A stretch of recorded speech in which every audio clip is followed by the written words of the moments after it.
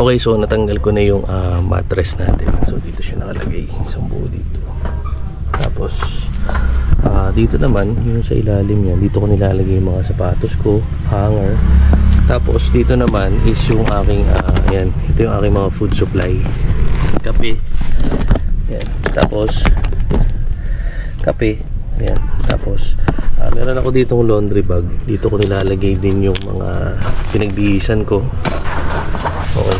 So wala na yan kasi nailagay ko na sa labahan. Ito bag na nahingi ko.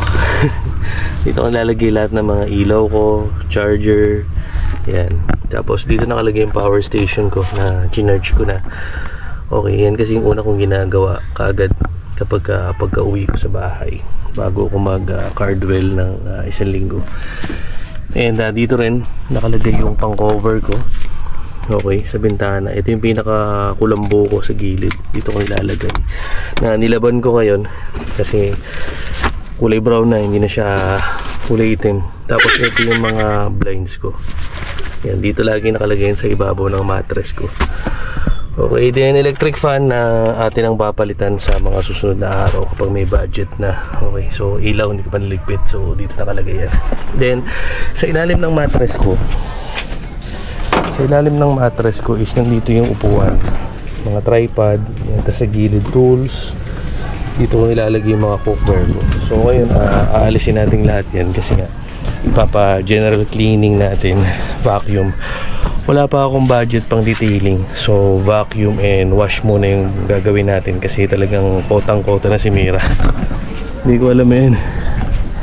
Dito sa camera ganito nakakapal kasi yung pinagkakampingan natin is talagang ano na eh, pinagkakampingan kasi natin is talagang alikabok talaga. Okay, and I think mga isang buwan mahigit ko hindi napa-car wash si Mira. Okay, kaya ayun, talaga naging ganito kadumi. Okay, so yun kasi yung mga importante sa ano sa stealth camping or car camping or car dwelling. Shelter, pagkain, tubig, syempre, and damit. Dito naman sa harapan, ang technique natin is kapag marami akong gamit sa likod, kapag magka-car camping na tayo or matutulog na tayo, yung mga gamit is nilalagay ko dito sa harapan. Kasi since hindi naman tayo dito, hindi naman kasi na-fold to ng sobra yung Mirage G4 natin hindi siya ganun hindi ganun yung style ng upuan niya. So kapag ganun, yung mga gamit lahat is nilalagay ko dito sa harapan. Then yung mga gamit na madalas ko talagang hugutin is nandito siya nakalagay sa harapan. Nandito yung table ko. Okay, nilalagay yan in case kailanganin ko. Yan yung mga gamit, yung mga bagong gamit, mga bagong damit, medyas, boxer, lahat yan nandito. Then nandito yung mga kape ko. Yan.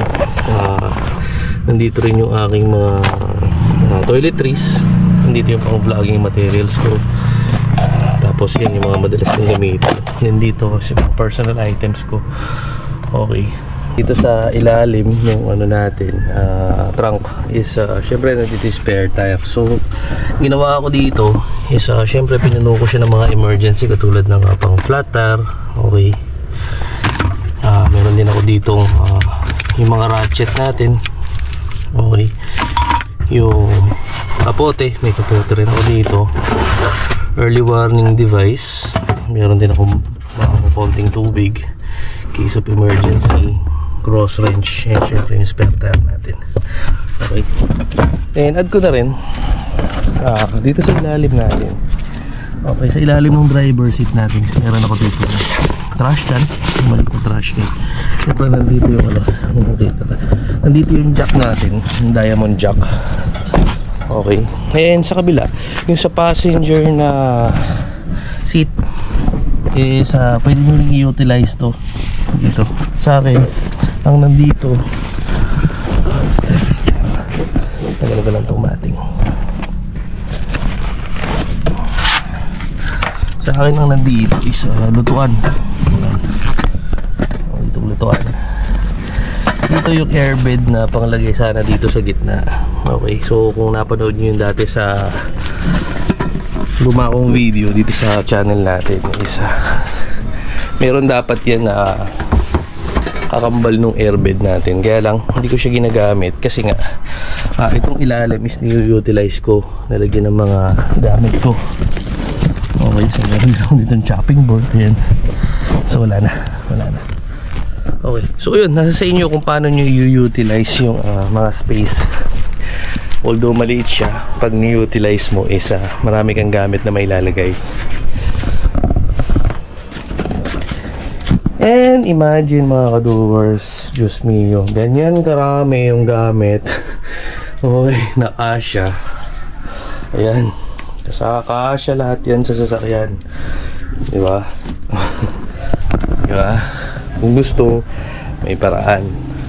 And frankly, ang masasabi ko talaga, car dwelling is not for everybody.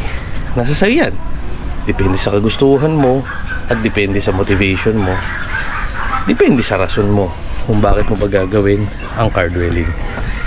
And kung tatanungin nyo ako kung posible ang car dwelling sa Mitsubishi Mirage G4, mahirap pero posible.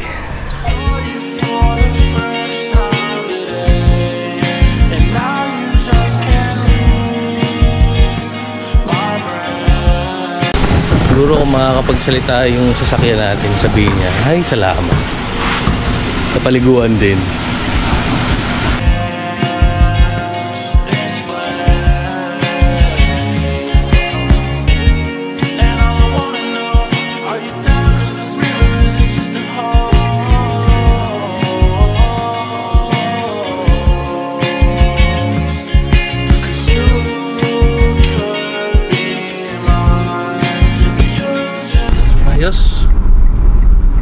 Bagong car wash, feeling ko bagong-bago yung sasakyan.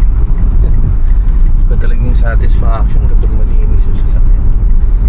Although meron talagang mga ibang matitira na mga dumi na medyo dissatisfying sa atin. Pero ang habol ko kasi kapag kaya ako nagpapa-car wash is yung oras.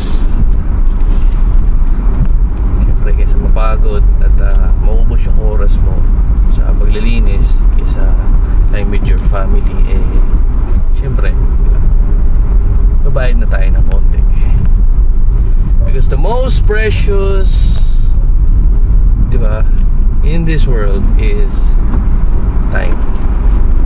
And time